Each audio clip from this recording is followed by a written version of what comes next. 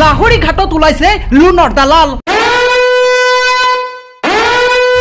দালাল ৰূপী জিয়াপুৰৰ কাণ্ডত দিশহাৰা ৰুহুল আমিন তো মানে পুৰা হ্যাৰাসমেন্ট দিছে মোৰ উপৰ কেস কৰিব 30,000 টাকা দিবই লাগে জৰিবৰ টেঙাগুৰি তিনিচুকীয়া ঔগুৰি আদি অঞ্চলত চলিছে মাটিৰ দালালৰ পিছত লোনৰ দালালৰ দপদপনি লোন লৈ দিয়াৰ বাবদ 30,000 টকা নিদিলে ভিন্ন ধৰণে ভয় ভাবুকি আৰু মিছাকৈ গোচৰ ৰুজু কৰাৰ ভাবুকি দিয়ে দালাল ৰূপী জিয়াপুৰে এই সমগ্ৰ অভিযোগ ৰুহুল আমিন নামৰ এগৰাকী ভুক্তভোগীৰ মোৰ উপৰ 30,000 বিচাৰিছিলে 22,000 দিলো তথাপিও মানে মোক পুৰা হ্যাৰাসমেন্ট দি আছে 30,000 দিবই লাগে না ব্যাংকৰ কোনো কৰ্মচাৰী নহয় তো দালাল হিসাবে কাম কৰে আৰ এয়া আমাৰ প্ৰথমটো প্ৰতিবেদন আকৌ প্ৰকাশ কৰিম দালাল ৰূপী জিয়াপুৰৰ ন কাহিনী ঘটনা অনুসৰি এইগৰাকী লাহৰীঘাটৰ ঔগুৰিৰ ৰৌজি মেডিকেল হলৰ স্বত্বাধিকাৰী ৰুহুল আমিনক এটা কোম্পানীৰ পৰা হাউচ লোন হিচাপে 5,50,000 টকাৰ এটি লোন লৈ দিব বুলি জনাইছিল জৰিবৰ গাঁৱৰ এইগৰাকী দালাল ৰূপী জিয়াবুৰ ৰহমানে যাৰ বাবে সহজ সৰল এইগৰাকী ৰুহুল আমিনৰ পৰা যোৱা 2024 চনৰ নৱেম্বৰ মাহৰ 7 তাৰিখে সন্ধিয়া 5:06 ফোন পে যোগে আগদন হিচাপে লৈছিল 10,000 টকা যিটোৰ স্ক্ৰীনশ্বট এয়া কিন্তু তাৰ পিছতে আৰম্ভ হ'ল দালাল ৰূপী জৰিবৰ গাঁৱৰ এইগৰাকী জিয়াবুৰ ৰহমানৰ ভিন্ন ধৰণৰ ব্লেকমেইলিং অভিযোগ অনুসৰি লোনৰ নামত আগদন হিচাপে 10,000 টকা লোৱাৰ পিছত জিয়াবুৰে ৰুহুল আমিনক লৈ দিছিল 5,50,000 টকাৰ লোন তাৰ পিছতে আৰম্ভ হ'ল আচল কাহিনী লোন লৈ দিয়াৰ পিছতে ৰুহুল আমিনৰ পৰা একেলগে দাবী কৰিছিল আৰু 20,000 টকা অৰ্থাৎ সৰ্বমুঠ 30,000 টকা লাগিবই ৰুহুল আমিনৰ পৰা নহলে ৰুহুল আমিনৰ বিৰুদ্ধে গোচৰ ৰুজু কৰিব বুলি দিছিল ভাবুকি এই অভিযোগ ৰুহুল আমিন নামৰ এইগৰাকী সহজ সৰল ৰৌজি মেডিকেল হলৰ স্বত্বাধিকাৰীৰ তেওঁক টকা দিব লাগে মোৰ লোনটো চেংচন হোৱাৰ লগে লগে মোৰ একাউণ্টৰ পৰা আকৌ ফাৰ্ষ্ট ইনষ্টলমেণ্টটো কাটি লৈ গ'ল তেওঁ টকা মানে মই অলপ কম দিয়াত তেওঁ মানে মোক পুৰা হেৰাসমেণ্ট দিছিলে তথাপি তেওঁ 22,000 টকা দিয়াৰ পিছতো তেওঁ মানে পুৰা হেৰাসমেণ্ট দিছে মোৰ ওপৰত কেছ কৰিব বহুত মানুহ মাতিছে 30,000 টকা দিবই লাগে তেওঁ দালালি হিচাপত দিব তাতে ক্ষান্ত নাথাকে দালাল ৰূপী জৰিবৰ গাঁৱৰ এইগৰাকী জিয়াবুৰ উপায়হীন হৈ আকৌ যোৱা 13 মাৰ্চৰ সন্ধিয়া 6:44 ফোন পে যোগে 12,000 টকা দালাল ৰূপী জিয়াবুৰক দিছিল এইগৰাকী ৰুহুল আমিনে অৰ্থাৎ সৰ্বমুঠ 22,000 টকা দিছিল লোন লৈ দিয়াৰ বাবদ কিন্তু ৰুহুল আমিনক দিনে নিশাই এতিয়াও চলাই আছে মানসিকভাৱে নিৰ্যাতন এই অভিযোগ উত্থাপন কৰিছে ৰুহুল আমিনে অৰ্থাৎ দালাল ৰূপী জিয়াবুৰে দাবী কৰা 30,000 টকাৰ ভিতৰত 22,000 টকা দিয়াৰ পিছতো 8,000 টকা নিদিয়াৰ বাবে ভিন্ন ধৰণে মানসিকভাৱে হাৰাশাস্তিত ভুগাইছে ৰুহুল আমিন নামৰ এইগৰাকী সহজ সৰল ব্যক্তিৰ অভিযোগ অনুসৰি জিয়াবুৰক টকা নিদিলে গোচৰ ৰুজু কৰিব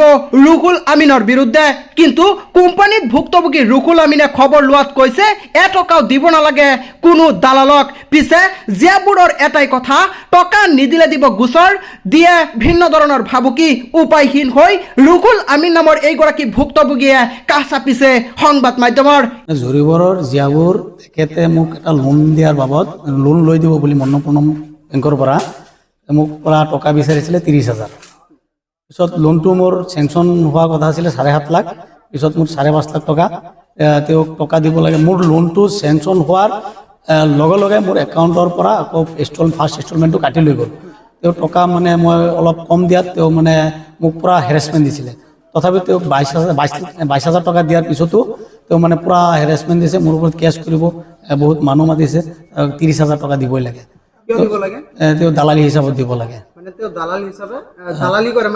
বেংক মোক লৈ দিছে আৰু কেইজনকো লৈ দিছে তেখেতসকলৰ পৰাও মানে 20,000 30,000 তেনেকুৱা লৈছে মোৰ পৰা 30,000 বিচাৰিছিলে 22,000 দিলো তথাপিও মানে মোক পুৰা হেৰাসমেণ্ট দি আছে 30,000 দিবই লাগে নাই বেংকৰ কোনো কৰ্মচাৰী নহয় তেওঁ দালাল হিচাপে কাম কৰে আৰু দালাল হিচাপে মন্নপূৰ্ণম গুৱাহাটী মই মৰ্টগেজ দিছোঁ মাটিৰ মৰ্টগেজ দিছোঁ দোকানৰ লাইচেঞ্চ দিছোঁ সব ডকুমেণ্টছ জমা দি লৈছোঁ মোৰ ফাৰ্ষ্টত কৈছিলে 7.5 লাখ পিছত মোক 5.5 লাখ টকা চেংচন হৈছে 5.5 লাখ টকা লোন লৈ দিয়াৰ বাবদ আপুনি তাক 30,000 টকা দিব লাগে টকা নিদিয়াৰ কাৰণে আপোনাক হেৰাসমেণ্ট 22,000 টকা দিছোঁ অলৰেডি তথাপিও মোক পুৰা হেৰাসমেণ্ট দি আছে মোৰ এভিডেন্স আছে মোৰ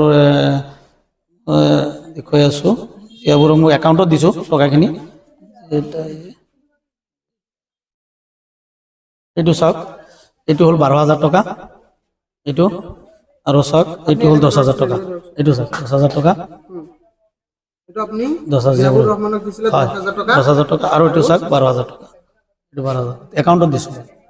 আপনি মানে টোটাল জিয়াউরক লোন লৈ দিয়াৰ বাবদ 22,000 টকা দিছোঁ। আৰু এনে মই তেওঁ লৈ গৈছোঁ, তেওঁ খুচৰা খাচৰি আৰু বহুত কিবা কিবি খৰচ পাতি কৰিছোঁ, এইবিলাক বাদ দিছোঁ, কিন্তু কেছ টকা 22,000 টকা দিছোঁ। তাৰপিছত আপুনি ডাইৰেক্ট বেংকৰ লগত বা যিটো কোম্পানীৰ পৰা আপুনি লোন লৈছে তাৰ সৈতে যোগাযোগ কৰিছিলে? যোগাযোগ কৰিছোঁ, সিহঁতে কৈছে 1 পইচা দিব নালাগে, যদি কোনোবা দালালে টকা বিচাৰে আমাক জনাব। কিন্তু তথাপিও সি মোক পূৰা হেৰেছমেণ্ট দিছে।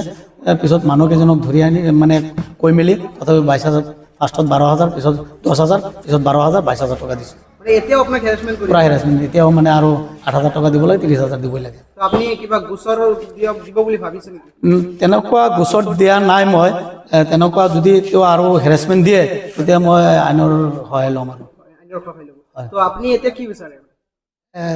যদি তেওঁ তেনেকুৱা মানে আকৌ মোক তেনেকুৱা মেণ্টেলি বা হেৰেছমেণ্ট দিয়ে তেতিয়া মই আইনৰ সহায় ল'ম। মানে এতিয়া আপোনাক যিহেতু আপুনি পূৰ্বতে ক'লে যে আপোনাক হেৰাসমেণ্ট কৰি আছে, মেণ্টেলি হেৰাসমেণ্ট কৰি আছে, হয়। তো এই ক্ষেত্ৰত আপুনি কি ব্যৱস্থা গ্ৰহণ কৰিব বা এতিয়া আপুনি যিহেতু সংবাদ মাধ্যমৰ ফাৰ্ষ্ট মানে যদি তেওঁ তেনেকুৱা এজন কৰ্মচাৰী নহয়, দালাল, তেওঁ যদি তেনেকুৱা কৰে, ইয়াত যদি কিবা আইনী ব্যৱস্থা আছে তেওঁৰ ওপৰত ময়ো তেনেকুৱা মানে আইনী ব্যৱস্থা ল'বৰ কাৰণে বাধ্য হ'ম।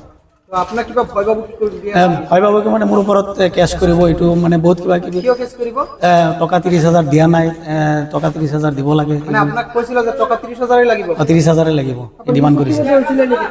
তেনেকুৱা কোনো চুক্তিবদ্ধ হোৱা নাই। মানে কোম্পানীৰ পৰা কৈছে আপোনাৰ 1 টকা দিব 1 নালাগে টকা দিব দালালক। নালাগে, দালাল দিব এতিয়া নালাগে। জিয়াবুৰে কি কৰে? দালালি কৰে। দালালি কৰে। জিয়াবুৰৰ ঘৰ ক'ত? জৰিঘৰ। তেওঁৰ ফুল নামটো কি? জিয়াউৰ ৰহমান, দেউতাকৰ নাম লেট আব্দুল ছালাম, জৰিঘৰ। জৰিবৰ। আৰু এনে জিয়াবুৰে কি কৰে? অকল দালালি কৰে নে আৰু কিবা কৰে? তেনেকুৱাইতো দালালি হিচাপতে ঘূৰি ফুৰে দেখা পাওঁ, মানে চবৰে খালি লোন লৈ দিয়ে আৰু তেওঁ সেই লোনৰ পৰা কমিশ্যন লয়। কমিশ্যন লয়। মানে সেই লোনত আপোনালোকৰ ছাবচিডি আছিল নেকি? নাই, কোনো ছাবচিডি নাই। ছাবচিডি নথকা লোনত আপোনালোকে সেই লোন ভৰিব লাগিব, সমান্তৰালভাৱে আপুনি জিয়াবুৰকো টকা দিব লাগিব। সেইটো টকাৰো মোৰ ইণ্টাৰেষ্ট ভৰিব লাগিব। দেৱৰক যিখিনি টকা দিম সেইটো টকা মোৰ এক্সট্ৰাকৈ যাব, লোনৰ পৰা নাযায়, মোৰ এক্সট্ৰাকৈ হাতৰ পৰা দিব লগা হৈছে। আপুনি ইমান মানে বহুত মেণ্টেলি হেৰেছমেণ্টত ভুগি আছে। হয় হয়। তো আপুনি এতিয়া প্ৰশাসনৰ ওচৰত কি দাবী জনাব? যদি যাবৰে তেনেকুৱা দালালি কৰে, দালাল চৰকাৰেতো আগত তেনেকুৱা এটা পন্থা লৈছিলে, দালালবিলাক ধৰিব লাগে। যদি তেনেকুৱা যিবোৰে কৰি আছে, এইটো প্ৰশাসনে দালালবিলাকক ধৰিব লাগে মোৰ মতে। আৰু এতিয়া মাটিৰ দালালৰ পিছত এতিয়া লোনৰ দালাল ধৰিছে। আগতে প্ৰশাসনে মাটিৰ দালাল ধৰিছে, এতিয়া বৰ্তমান লোনৰ দালাল ওলাইছে। লোনৰ দালালবিলাকো ধৰিব লাগে।